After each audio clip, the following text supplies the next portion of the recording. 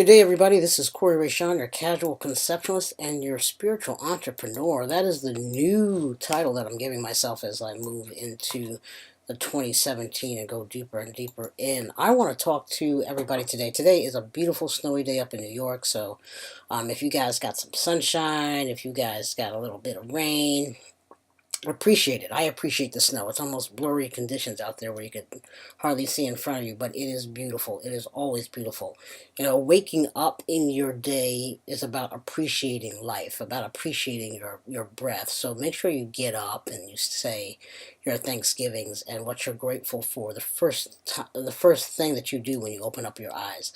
It makes your day go smoother when you realize that there are things in your life that you appreciate and that you have. So make sure you do that every morning. But I wanted to come back and talk to you a little bit about the imaging. We were talking about shapes before, and I have some time right now to talk about color. Color is very important. Some people choose colors because they're the colors that they like. But colors also have a vibration to them. There's a vibration to red. If you even look at our political arena, it's red and blue. Those two combinations together kind of evoke something. Um, and you'd have to, I can talk more about that, but you can research it yourself. The colors in blue and red represent the law of, I believe, the law of gender and duality. But it's a royal combination in a sense. And so you see a lot of red and blues used together. Even on one of the shows, the colors are coming off looking like a blue and a red. You know, you got the red team, you got the blue team, and the whole nine. So pay attention to where you see red and blue in different logos, on various types of packaging and the same things like that. But colors are important. You know, a black has a certain element of elegance to it. Um, my colors are, you know, black, gold, and the gray. And for me, they have meaning behind them. Black being the niche audience that I choose to work with. Black also meaning royalty.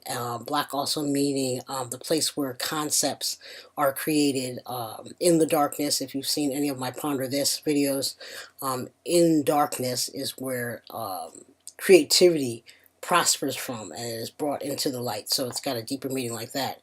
Gold for me is a royal color. It's something that I vibrate very well with. It is light as well for me. And the gray area is that creative, that it's everything in America is black or white, but I'm reaching the gray area. I want to work with the Hispanics, the Asians, black, as well. But it's in that gray area. Those people that are not the super rich or the the very poor, that middle class. Even in business, they're not major corporations, which I don't mind working with them, but they are the mid-sized businesses and the small businesses. That gray area where you're just beginning, just trying to understand what your brand is, or just starting out and wanting to create and to grow. And so it's going from the blackness of the idea of the concept, um, getting into that gray area of what type of marketing do I need, what type of brand should I have, what kind of shapes, what kind of colors should I use, and creating that, and then going into the light, which is the goldness, coming into the sunshine, coming into the light, fully developed, ready for the world, and saying, here I am. And so, you know, the colors have that red. In Black Success, partially it's red, black, and green, which are the colors of the African American community here.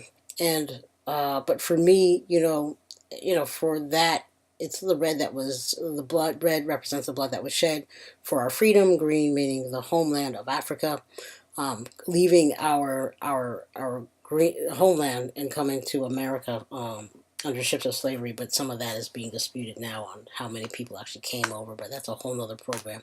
You can go see Gabriel Rich that talks about the indigenous Americans and more history about that. But for me, these colors represent green more is about finances. It's about the dollars, right? The money is green, but green is also about pastures. Green, things are growing. for me. Under anything green, it's about growth. It's about newness. It's about fresh. If you look at any holistic companies, they use a lot of green. It represents prosperity, and so does red, especially in the Asian culture. It means money. When you go, it also means that you're hungry. Red is a very good color to use in restaurants because by looking at red, you'll actually get hungry. It does that. There's a psychology of colors, and so for me, that's where I'm coming from. So the hunger of your creativity, which is coming from that blackness, that black color, from that hunger, you're wanting success. You're wanting to grow. You want to be in that green space. You want to prosper. You want to develop a legacy. So those are the colors of black success. They were, the red, black, and green, but the meaning behind it is different for me. It's not about raising the flag, raising the fist. It's about the growth. It's about the hunger and the love of our community and wanting to build and grow and to do it as a collaborative. And that's where the green, and when you plant, you sprout up a lot of seed, and when you plant a lot of seeds, you sprout up a lot of grass, a lot of flowers, a lot of things like that. So from a farming perspective, so colors are important, and so you really want to pay attention to what colors you're using. Start researching colors. I also use earth tones. I love earth tone colors, especially because I could have painted the I am. I could have painted the deep up top, but I decided not to because it's neutral. And there's an element of neutrality. Is that a word? Neutrality? I gotta look that up. There's an element, being neutral, being inclusive. Everything comes from the earth. Right. I don't care what culture you are, what religion you are, what gender you are, what your sexual preference is. We all come from a neutral space. We all come from a creative source. And so when I see others, I see myself. And it helps me to grow and build. Wherever you go, there are trees. Wherever you go, there are trees. Right, and those trees come from a brown dirt. Most trees have a brown trunk and brown branches, and what spews out of them are green leaves. Maybe red leaves in some cases, but most trees are green, evergreens and oaks and willow trees, green. So from that neutral space sprouts, growth. And it sheds and it grows again, and it sheds and it grows again. And that's like your life, ebb and flow in a sense. Not that the shedding is the releasing of. It's not an issue, it's not a problem like an ebb. So maybe I have to correct myself there. To sprout is to remove what isn't at your level anymore. It means that you've grown up. You don't stay in kindergarten and still graduate college. No, you let those people go. You let those friends go, and you move up to another grade. And then when you go from junior high school to high school, you lose contact with certain friends, but you gain new ones. You're sprouting. When you go to college, you gain new friends. You're sprouting. When you go into a job, you gain new friends. You're sprouting. When you're advancing in your job or the position that you're in, you're sprouting. The people that you worked with, maybe when you got there, are one, no longer there, or two, have moved to different departments, and you've gained new ones. So every time you shed, you gain more. And so look at the colors in nature and how they work, and what does it make you feel. And that's what you want to do with the colors of your business, because how you dress, how you present yourself, is how people will receive you. And when you act in the way the colors are meant to be vibrated, people will receive that. I think that's one of the reasons behind my success. I haven't had many altercations in my business. If they were altercations, people just weren't ready to grow with me. And that's okay. They are where they're at.